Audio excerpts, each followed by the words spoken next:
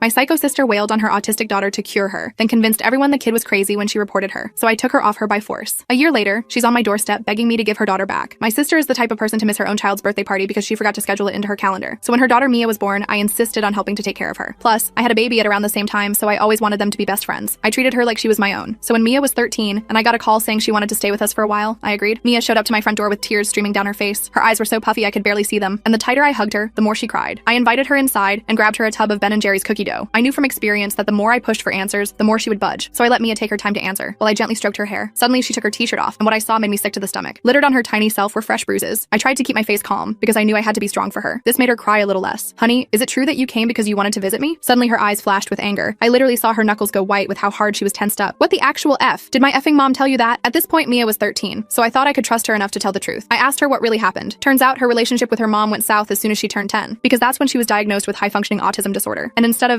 being a good parent and accepting her for who she is, her mom tried to beat it out of her. Mia told me that if her mom ever caught her stimming or trying to meditate to regulate her overstimulation, she would shout right in her ears. And recently she bought a speakerphone to amp up the autism healing. I felt myself choke up and sniffle to hold back the tears when she said that. In front of me was a kind and sweet girl that the world had been unkind to. I didn't know what to do, but one thing was for sure. There was no way she was going back to my sister's house. I promised she could stay as long as she wanted and handed her my phone so she could order noise-canceling headphones and a fidget cube of her choice. I could tell she appreciated it, because even through her tears, the corners of her lips moved slightly upwards. I had no idea this was the calm before the storm. At first, Mia was just quiet, staying in the guest room most of the time. I figured she was decompressing, so I gave her space. My own kids were a little confused about why their cousin wasn't talking to them like usual, but they didn't push it. Then, small things started to happen. My youngest, Timmy, came to me one day with a red mark on his arm. Mia pinched me, he whispered. I tried to talk to Mia about it, but she just stared at me with hollow eyes. I didn't do anything, so I convinced myself that it was a misunderstanding, but the incidents kept escalating. One night, I heard a scream from the bedroom. I rushed in to find Mia standing over my oldest daughter, Lily, who had a bloody nose. Mia was breathing heavily, while Matt looked up at me with terror in his eyes. I took her to the living room and tried to stay calm. What happened? She just shrugged, like she didn't even register what she'd done. I was caught between wanting to protect her and needing to keep my kids safe. The guilt was eating me alive. Over the next few weeks, Mia's behavior became more unpredictable. She would scream at the slightest noise, throw things when my kids laughed too loud, and once she pulled Timmy's hair so hard I had to pry her fingers off. I tried to be patient, I really did, but my kids were scared of their own home. One evening, after another meltdown where Mia threw my favorite vase at Lily and almost unalived her, I called my sister. I couldn't handle it anymore. I was desperate. She picked up straight away. What did she do now? When I explained everything, there was silence on the other end. Then she laughed, a sharp, cruel laugh. Of course she's acting crazy. She always has been. She gave herself those bruises, and that whole autism skit, she made it up for attention. I was stunned. Could I really have been that gullible? The doubt crept in like poison. The next morning, I sat Mia down. Your mom is coming to get you. I think it's best you go home. She didn't cry. She didn't yell. She just walked out the door with her backpack, looking more defeated than I'd ever seen anyone. I spent all night wondering if I had done the right thing. The next morning, I had my answer, because that's when I got the call. It was the police. Mia had been found after committing self-unalive. I immediately fell to the floor. My sister was evil, and I had left her in her clutches. I rushed to the hospital in a complete daze. I don't even remember the drive there. My husband stayed home with the kids, and I just kept repeating, fuck, fuck, fuck the entire way. The hospital parking lot was a blur. I think I might have parked illegally, but I didn't care. I just needed to see Mia. My hands trembled on the steering wheel, and I nearly tripped getting out of the car, my body moving faster than my brain could process. When I got to the reception desk, I could barely form words. Mia, my niece, sewer slide attempt, where is she? The woman at the desk looked at me with those practiced, sympathetic eyes that hospital staff have. She asked if I was immediate family, and I just nodded. No time for explanations. The fluorescent lights buzzed overhead, making my growing headache worse as I fidgeted impatiently, waiting for information. They directed me to the pediatric ICU on the 3rd floor. The elevator ride felt like it took years. The antiseptic smell made my stomach turn, and a janitor's cart blocked half the hallway, forcing me to squeeze past. When the doors finally opened, I saw my sister sitting in the waiting area, scrolling through her phone like she was waiting for a fucking oil change, not sitting outside her daughter's hospital room after a sewer slide attempt. I wanted to scream at her. I wanted to grab her by the throat and demand how she could sit there so calmly, but I didn't. I just walked past her without a word and went straight to the nurse's station to ask about Mia. My sister didn't even look up as I passed, her manicured nails tapping away at her screen. She's stabilized, the nurse told me, her voice gentle but clinical. She took a large amount of pills, but they pumped her stomach in time. She's sedated right now. The nurse, her name tag read Diane, had kind eyes that crinkled at the corners, the only warmth in this sterile environment. I asked if I could see her, and the nurse hesitated. She glanced over at my sister, who was now watching us with narrowed eyes. Only immediate family at this time, she said apologetically, shuffling some papers on her desk. My sister walked over, all fake concern now that someone was watching. I'll let you know when she wakes up, she said, her voice dripping with false sweetness. You should go home to your kids. She placed a hand on my arm that looked comforting to anyone watching, but felt like ice through my sleeve. I wasn't leaving. No fucking way. I planted myself in that waiting room and told her I'd stay all night if I had to. She shrugged and went back to her phone. We sat in silence for almost 2 hours, the only sounds the occasional beeping from beyond the double doors and the soft murmur of nurses changing shifts. I counted the ceiling tiles, read every outdated magazine, and memorized the fire evacuation plan posted by the exit before a doctor came out and said Mia was awake and could have visitors. My sister stood up immediately. I'd like her aunt to come too, she said, surprising me. They're close. The words sounded rehearsed, as if she'd calculated exactly how to appear like the perfect accommodating mother. The doctor nodded and led us both to Mia's room. I wasn't prepared for what I saw. Mia looked so small in that hospital bed, hooked up to monitors and an IV. Her face was pale, and her eyes were vacant. Her usually vibrant brown hair lay limp against the pillow, and her chapped lips were cracked with dehydration. When she saw me, though, something flickered there. Relief, maybe, or hope. When she saw her mother, that flicker died instantly. The doctor explained that Mia would need to stay for at least 72 hours for psychiatric evaluation, which was standard procedure for sewer slide attempts. My sister nodded along like this was all routine, like her daughter hadn't just tried to end her life because of her. She even took notes in her phone, as if this were a business meeting. When the doctor doctor left, my sister immediately started in on Mia. What were you thinking? She hissed, keeping her voice low. Do you know how embarrassing this is? Everyone's going to think I'm a terrible mother now. Her perfectly applied makeup couldn't hide the cold fury in her eyes. I couldn't believe what I was hearing. Are you fucking kidding me right now? I snapped. Your daughter just tried to cull herself and you're worried about how it makes you look? My voice echoed off the sterile walls, and I noticed Mia flinch at the sudden noise. My sister turned to me with ice in her eyes. You don't know anything about our situation. You've always thought you know better, haven't you? Always trying to take her from me. Her words were razor sharp, practiced barbs she'd clearly used before. Before I could respond, a nurse came in to check Mia's vitals. My sister immediately switched to concerned mother mode, asking questions about Mia's care and recovery. The performance was sickening. She even had tears ready, dabbing at the corners of her eyes with a tissue she produced from her designer purse. When the nurse left, Mia spoke for the first time. Her voice was raspy and weak, like sandpaper on metal. I want to go home with Aunt, she said, not looking at either of us. Her fingers picked nervously at a loose thread on the thin hospital blanket. My sister laughed that same cruel laugh I'd heard on the phone. That's not happening. Your aunt doesn't want you. She sent you back, remember? She said it with such casual cruelty, like reminding someone they'd forgotten to buy milk. I saw Mia flinch like she'd been slapped. I couldn't take it anymore. Mia, I'm so sorry, I said, moving closer to her bed. I made a terrible mistake. I should have believed you. I should have protected you. I reached for her hand, but she pulled away slightly, her trust in me clearly broken. My sister grabbed my arm and pulled me toward the door. We need to talk outside, she said through gritted teeth. Her nails dug into my skin hard enough to leave marks. Once we were in the hallway, she dropped the act completely. Listen to me, she said, her voice low and threatening. Mia is my daughter. Mine. Not yours. She's manipulating you, just like she manipulates everyone. She's sick in the head, and I'm the only one who knows how to handle her. Spittle formed at the corners of her mouth as she spoke, her perfect composure slipping. I stood my ground. She tried to cull herself because of you, I said. I'm not letting her go back to that. I could feel my heart pounding in my chest, adrenaline coursing through me. My sister's face hardened. You have no choice. I'm her legal guardian, and if you try to interfere, I'll make sure you never see her again. I'll tell everyone you've been filling her head with ideas, encouraging her behavior. Who do you think they'll believe? The mother or the aunt who's always been jealous of me? Her smile was venomous, confident in her power. She had a point, and she knew it. I had no legal right to Mia, but I wasn't giving up. I went back into the room while my sister stepped away to talk to the doctor. Mia was staring at the ceiling, tears silently streaming down her face, creating dark spots on her pillow. Mia, I said softly, taking her hand. I believe you. About everything. The abuse, the autism, all of it. I'm so sorry I didn't believe you before. My voice cracked with emotion, the weight of my failure crushing me. She turned to look at me, her eyes full of pain. You sent me back, she whispered. Each word fell like a stone between us. Those 3 words felt like a knife to my heart. I know, I said, my voice breaking, and I will never forgive myself for that. But I promise you, I'm going to fix this. I'm going to get you out of there. I just need time. I squeezed her hand gently, willing her to believe me. She didn't respond, just turned her face away from me. I couldn't blame her. Why should she trust me now? The steady beep of her heart monitor filled the silence between us. The next 3 days were a nightmare. I visited the hospital every day, but my sister was always there, watching our every interaction like a hawk. Mia barely spoke. The psychiatric evaluation determined that she was at risk and recommended outpatient therapy. No shit, she was at risk. She was living with her abuser. I wanted to scream this at every doctor and nurse I saw, but my sister's threats kept me in check. When it was time for Mia to be discharged, I tried one last desperate attempt to convince the hospital staff that sending her home with my sister was dangerous. I told them about the abuse, the bruises, everything Mia had told me. They said they'd note my concerns, but without evidence or Mia speaking up herself, there wasn't much they could do. The social worker looked genuinely sympathetic, but explained that their hands were tied legally. I watched helplessly as my sister led Mia out of the hospital. Mia looked back at me once, her eyes pleading before they disappeared through the automatic doors. The sound of those doors hissing shut behind them felt like a death sentence. I cried the entire drive home. My vision blurred so badly at one point that I had to pull over, sobbing into my steering wheel on the shoulder of the highway while cars rushed past. When I got there, my husband took one look at my face and just held me while I sobbed. I told him everything, the abuse, my sister's threats, how I'd failed Mia. He listened without interrupting, then said, we need a plan. His calm determination was the anchor I desperately needed. We spent the next few days researching child protective services, legal guardianship, documentation of abuse. I called Mia several times, but my sister always answered her phone, saying Mia was resting or not feeling well enough to talk. Each excuse was delivered with barely concealed satisfaction. I was going crazy with worry when, 5 days after Mia was discharged, I got a text from an unknown number. It's Mia, using friend's phone. Mom took mine. Please help. My heart leaped into my throat when I saw her name. I immediately texted back asking where she was and if she was safe. She said she was at school but would be home soon. Her mom had been worse since the hospital, watching her every move, screaming at her for the smallest things, threatening to send her to a special school for problem kids if she didn't act normal. Each message made my stomach knot tighter with fear for her. I told her to hang in there, that I was working on a plan. I asked if she could document the abuse somehow. Pictures, recordings, anything. She said she'd try but was scared of getting caught. The thought of what might happen if my sister discovered her documenting the abuse made me feel physically ill. 2 days later, I got another text from the same number. Check mail tomorrow. That was it. No explanation. I barely slept that night, wondering what Mia had managed to send. The next day, I practically attacked the mailman when he came. Among the bills and junk mail was a small padded envelope addressed to me in unfamiliar handwriting. Inside was a USB drive and a note that simply said, password, Bluebird 1910. My hands shook as I held the tiny device, knowing it might be our only chance to help Mia. I plugged the drive into my laptop immediately. It was password protected just like the note said. When I entered Bluebird 1910, it opened to reveal dozens of files, audio recordings, photos, and a Word document titled Read First. The organization was meticulous, showing a level of planning that broke my heart. The document was a letter from Mia, explaining that she'd been secretly recording her mom's outbursts for months. She'd hidden an old phone in her room that my sister didn't know about. The photos showed bruises on her arms, legs, and back, each labeled with dates. Some were faded yellow, others vivid purple, forming distinct finger marks. Some of the audio files had descriptions. Mom screaming about stimming, mom threatening special school, mom telling me I'm faking autism. I felt sick as I clicked through everything. The recordings were worse than I could have imagined. My sister's voice, distorted with rage, screaming things like, stop that fucking hand flapping or I'll break your fingers, and no one will ever love you if you keep acting like a R-word. I had to stop listening several times because I was shaking so badly. In one recording, I could hear Mia crying softly in the background, trying to muffle the sound while my sister ranted about how embarrassing it was to have a daughter who acted like a freak. The most recent recording was from just after the hospital. My sister could be heard saying, if you ever try that sewer slide bullshit again, I'll make sure they lock you up in a real psych ward, one where they use restraints and shock therapy. Her voice was eerily calm, which somehow made the threat even more terrifying. I was literally sick to my stomach. I barely made it to the bathroom before throwing up, heaving until there was nothing left but bile. This was my sister, my own flesh and blood. How could she be this monster? The woman who had shared my childhood bedroom, who had once comforted me after nightmares, was now the source of her own daughter's terror. I copied everything to my computer, then made another copy on a different drive, just to be safe. I called my husband at work and told him to come home early. We needed to make decisions, fast. The urgency in my voice must have conveyed the seriousness because he said he'd leave immediately, no questions asked. When he got home, we sat down and went through all the evidence together. It was overwhelming. There was no question now. Mia needed to be removed from that house immediately. The bruises alone were damning, but the audio recordings were undeniable proof of emotional and physical abuse. We should go to the police, my husband said, his face grim as we listened to my sister threatening to slap the autism out of Mia. I hesitated. What if they don't do anything? What if they talk to my sister and she convinces them Mia is making it all up? She could destroy the evidence, make things even worse for Mia. My mind raced with worst-case scenarios, each more terrifying than the last. We debated back and forth for hours. Finally, we decided on a two-pronged approach. I would contact CPS with copies of the evidence and simultaneously consult with a family lawyer about getting emergency temporary guardianship. My husband made coffee as I organized the files, preparing them to be shared with authorities. The next morning, I called in sick to work and spent the day making calls. The CPS worker I spoke to sounded concerned but warned me that the process could take time. The lawyer was more encouraging, saying the audio recordings were compelling evidence that could support an emergency order. I felt a glimmer of hope for the first time in days. I was on the phone with the lawyer when I got another text from Mia's friend's phone. 911. Mom found out. Freaking out. Locked in bathroom. The message hit me like a physical blow. My heart stopped. I told the lawyer I'd call back and immediately dialed 911. I explained the situation. My niece was in danger. Her mother was abusive. She was currently hiding in the bathroom. They said they'd send officers right away and took down my sister's address. The dispatcher tried to keep me on the line, but I couldn't wait. I grabbed my keys and raced to my car. The drive to my sister's house was the longest 20 minutes of my life. Every red light felt like torture. I ran one completely, narrowly missing a collision with the delivery truck. When I pulled up, there were already 2 police cars in the driveway. I ran to the front door, which was open. Inside, I could hear shouting. I found everyone in the upstairs hallway. My sister was screaming at a closed bathroom door while 2 officers tried to calm her down. Her face was contorted with rage, her perfect appearance completely undone. When she saw me, she went ballistic. "You!" she shrieked. "You put her up to this, didn't you? You've always wanted to take her from me." She lunged toward me, but one of the officers caught her arm. One of the officers stepped between us. "Ma'am, please calm down," he said to my sister. Then he turned to me. "And you are?" His hand rested on his belt, near his taser. "I'm her sister," I said, pointing at my sister. "Mia's aunt. I'm the one who called 911. My voice was steadier than I felt, adrenaline keeping me focused. The other officer was knocking on the bathroom door. "Mia, it's the police. You're safe now. Can you open the door?" His voice was gentle but authoritative. There was silence, then the sound of the lock turning. The door opened slightly, and I could see Mia's terrified face peeking out. Her cheek was red, the beginning of a bruise forming. When she saw me, she flung the door open and ran straight into my arms, sobbing. She clung to me like I was a life raft in a storm, her whole body trembling. My sister lunged toward us, but the officers held her back. "She's lying!" my sister screamed. "She makes things up for attention. She hurts herself and blames me." Spittle flew from her mouth as she struggled against the officer's grip. I held Mia tightly as she trembled against me. "I have evidence," I told the officers. "Audio recordings, photos, everything. She's been abusing Mia for years." I could feel Mia's heart racing against my chest. The next few hours were a blur of statements and questions. The officers separated us, Mia and me in the living room, my sister in the kitchen with the other officer. Mia showed them the bruises on her arms, fresh ones from that day when my sister had grabbed her after discovering she'd been recording her. The officer photographed each mark, his face growing grimmer with each shot. I explained about the USB drive, the sewer slide attempt, everything. One of the officers made a call, and soon a woman from CPS arrived. More questions, more statements. Mia was incredibly brave, answering everything clearly despite her obvious fear. She spoke quietly but firmly, no longer hiding the truth. Finally, the CPS worker pulled me aside. "We're going to remove Mia from the home temporarily," she said. "Given the evidence and the immediate safety concerns, we believe it's in her best interest. Would you be willing to take her?" Her clipboard was filled with notes, and she looked at me with cautious hope. "Absolutely," I said without hesitation. "That's all I want." Relief flooded through me so intensely that my knees felt weak. My sister was still in the kitchen, now sitting silently at the table while an officer watched her. The CPS worker went in to speak with her. I couldn't hear what was said, but my sister's face went from angry to shocked to defeated in the span of minutes. Her perfect mask had finally cracked completely. When the CPS worker came back, she explained that my sister had agreed to a temporary voluntary placement with me while the investigation proceeded. It wasn't a permanent solution, but it would keep Mia safe for now. The alternative was emergency foster care, and even my sister couldn't argue that was better for Mia's image. They gave us 15 minutes for Mia to pack some essentials. I helped her gather clothes, medications, and a few personal items. She moved mechanically, as if in shock, carefully selecting items that clearly had special meaning. A worn stuffed rabbit, a journal hidden under her mattress, a small box of trinkets from her desk drawer. My sister watched from the doorway, her eyes cold. As we were leaving, she grabbed my arm. "This isn't over," she hissed. "She'll show her true colors eventually, and you'll see I was right." Her nails dug into my skin again, but I barely felt it. I pulled my arm away. "Get help," I told her. "Seriously, there's something wrong with you." I meant it sincerely, despite my anger. The person my sister had become was unrecognizable to me. The drive home was quiet. Mia stared out the window, clutching her backpack. I wanted to say something comforting, but what could I possibly say that would make any of this better? The weight of everything that had happened hung between us. Finally, I just said, "I'm so sorry, Mia, for everything, for not believing you, for sending you back there. I will never forgive myself for that." My voice cracked with emotion. She turned to look at me, her eyes red from crying. "You came back for me," she said softly. "That's what matters." Her hand reached out tentatively and rested on mine for just a moment. When we got home, my husband had already prepared the guest room. Fresh sheets, clean towels, a new set of pajamas. My kids were confused and a little scared, but they were kind to Mia, giving her space but letting her know they were there. My youngest offered her favorite stuffed animal for comfort, a gesture that brought the first real smile to Mia's face. That night, after everyone else was asleep, I sat in the kitchen with a glass of wine, trying to process everything that had happened. The house was quiet, except for the occasional creak of settling wood and the distant hum of the refrigerator. My phone buzzed with a text from my sister. "You'll regret this." Classic her, still threatening even when cornered. I didn't respond. Instead, I went to check on Mia. She was asleep, curled up tightly under the blankets. For the first time in weeks, she looked peaceful. I gently closed her door and went back to the kitchen. I knew this was just the beginning. There would be court dates, interviews, evaluations. My sister wouldn't give up without a fight. But looking at that text, I felt something I I hadn't felt in a long time. Certainty. I was doing the right thing, finally. The next morning, I woke up early and made pancakes, Mia's favorite. She came downstairs looking hesitant, like she wasn't sure if she was really welcome. I pulled out a chair for her at the table. "Welcome home," I said, placing a stack of pancakes in front of her. For real this time. She gave me a small smile, the first genuine smile I'd seen from her in weeks. It wasn't much, but it was a start, and for now, that was enough. The next few days were a weird mix of peaceful and tense. Mia started to settle in, but she was still jumpy as hell. Every time my phone rang, she'd freeze up like a deer in headlights, thinking it was my sister calling to drag her back. I tried to reassure her, but honestly, I was nervous too. My sister wasn't the type to just give up and walk away. 3 days after Mia moved in, I got a package in the mail. No return address, just my name scrawled in unfamiliar handwriting. I opened it carefully, half expecting something nasty. Inside was a journal, Mia's journal. There was a note attached that said, "If anything happens to me, tell the truth." My blood ran cold. Mia had mailed this before her sewer slide attempt, like she was preparing for the worst. I didn't want to invade her privacy, but the note made it clear she wanted me to read it. So after the kids went to bed that night, I sat down with a glass of wine and opened it up. Holy shit. Page after page of documented abuse. Dates, times, what my sister had said and done. Mia had even drawn little diagrams of where bruises were on her body, with notes about how she got them. Mom grabbed arm when I was humming. Mom pushed me into doorframe for looking weird. It was effing methodical, like something a detective would put together. The most chilling part was a page where she'd written down my sister's iCloud password. Next to it, she wrote proof in her account, voice memos, texts to her friend Vanessa about me. This kid was smart. She knew no one would believe her without evidence, so she'd found a way to get it. My hands were shaking as I grabbed my laptop. I hesitated for a second. Was I really about to hack into my sister's account? But then I remembered Mia's face in that hospital bed, and I typed in the password without another thought. What I found made me physically sick. There were voice recordings my sister had made of herself mocking Mia for acting disabled. In one, she was threatening Mia, saying she'd break every bone in your body if you don't stop this autism bullshit. There were texts to her friend bragging about how she'd slapped Mia good to knock the weird out of her. The worst was a video in her recently deleted folder. She was screaming at Mia for humming. Then you could hear a slap and the phone falling. Mia's crying afterward was something I'll never forget. I copied everything to my computer, then to a USB drive, then emailed it all to myself. No way was I risking losing this evidence. I was so angry I could barely see straight. I wanted to drive to my sister's house and hit the crap out of her. Instead, I called her. She picked up on the first ring, like she'd been waiting for me to break. "What do you want?" she asked, sounding bored. "Why didn't you tell me about Mia's mental health issues?" I asked, trying to keep my voice steady. I needed to play this smart. "What? The autism thing?" She laughed. "I told you that's just for attention. All Mia ever needed was a firm hand." She sounded so casual, like we were discussing the weather instead of her abusing her child. "I found Mia's journal," I said quietly. There was a long silence. Then, "You went through her things? That's illegal, you know." Her voice had changed, gotten colder. The threat was quiet but clear. "I also found the recordings, the texts, the videos." I let that sink in. Another silence, longer this time. "You're bluffing," she finally said, but I could hear the uncertainty. "I have copies of everything, Sarah. Everything." I hung up before she could respond. I didn't go to the police right away. I knew how people like my sister operated. She'd twist things, make herself the victim somehow. Instead, I started small. I called our cousin Greg the next day, casually mentioning some concerns I had about how Sarah treated Mia. He was skeptical at first, but then admitted he'd stopped visiting because he once heard Sarah yelling at Mia so loudly it made him uncomfortable. "She was screaming right in the kid's face," he said, "over something stupid, like Mia tapping her fingers on the table. It felt wrong." Next, I talked to our Aunt Diana, who said she'd noticed Mia was always nervous and flinching around Sarah. Little by little, I started building a network of family members who had seen glimpses of the truth. It didn't take long for Sarah to catch wind of what I was doing. She started her own campaign, telling family members I was mentally unstable, that I was so grief-stricken over Mia's sewer slide attempt that I'd become delusional. She sent texts saying I was trying to ruin her out of jealousy, and that Mia was always dramatic. The next day, she showed up at my front door with a fake smile plastered on her face. "I think we should start over," she said sweetly, "for Mia's sake." I shut the door in her face. While all this was happening, I was digging deeper. I checked Mia's school records and found out she'd been suspended twice in the last year for screaming fits and aggression. No one had called me despite being listed as an emergency contact. I called the school pretending to need clarification on my contact info and discovered it had been manually removed by Sarah. The secretary sounded confused, saying, "That's odd. It was definitely in the system before." The biggest bombshell came when I was going through some papers Mia had brought with her. I found documents showing Sarah had been receiving government disability payments for Mia's autism diagnosis, the same diagnosis she claimed Mia was faking. She'd been getting almost $800 a month for over 2 years, money that Mia never saw a penny of. I started keeping detailed notes of everything I discovered, screenshots, dates, names of people I'd talked to. I wasn't just building a case for the police anymore. I was building one for our entire family, for the school, for every system Sarah had manipulated. The CPS investigation was moving slowly. They interviewed Mia multiple times, and each time she came home exhausted and withdrawn. The social worker, a woman named Amber, seemed genuinely concerned but kept reminding me that the process takes time. "We have to be thorough," she explained, "especially in cases where one parent is accusing the other of fabricating abuse." I wanted to scream that Sarah wasn't even denying the abuse anymore. She was justifying it. 2 weeks after Mia came to live with us, our family held a small gathering to honor Mia's recovery. It was my mom's idea. She thought it would help Mia feel supported. I was nervous about it, but Mia seemed to want to go. Sarah was there, of course. She wouldn't miss a chance to control the narrative. Halfway through the gathering, Sarah stood up to give a speech. She talked about how she had always done her best as a single mother and how Mia struggled with reality sometimes. She even had the nerve to cry, dabbing at her eyes with a tissue while everyone looked on sympathetically. I couldn't take it anymore. Without saying a word, I pulled out my phone, connected it to the Bluetooth speaker, and played one of the recordings. Sarah's voice filled the room, screaming at Mia, "You disgusting little freak! No one will ever love you if you keep acting like this." The silence afterward was deafening. My mom's hand flew to her mouth. My Uncle Kyle dropped his drink. Sarah stood frozen, her mouth open mid-sentence. The fallout was immediate. My cousin Isabella got up and walked out without a word. My Aunt Diana followed, giving Sarah a look of pure disgust as she passed. My parents stayed, but my dad couldn't even look at Sarah. He just stared at the floor, his face ashen. Sarah tried to do damage control, claiming the recording was taken out of context or manipulated somehow. No one believed her. The cracks in her perfect image were spreading too fast. The next day, my parents called in tears, apologizing for not seeing what was happening. "We should have known." My mom sobbed. "We should have protected Mia." I didn't disagree, but I also knew Sarah had fooled everyone for years. She was that good at hiding her true self. Over the next few weeks, Sarah's carefully constructed life began to unravel. She lost her teaching job after parents complained about having an alleged child abuser around their kids. She was kicked out of her fancy parenting group. Someone even threw eggs at her car. But the most significant significant change was that she'd lost control of the narrative. People weren't buying her perfect mother act anymore. She called me one night sobbing hysterically. "You have to take it all down," she begged. "You're ruining my life."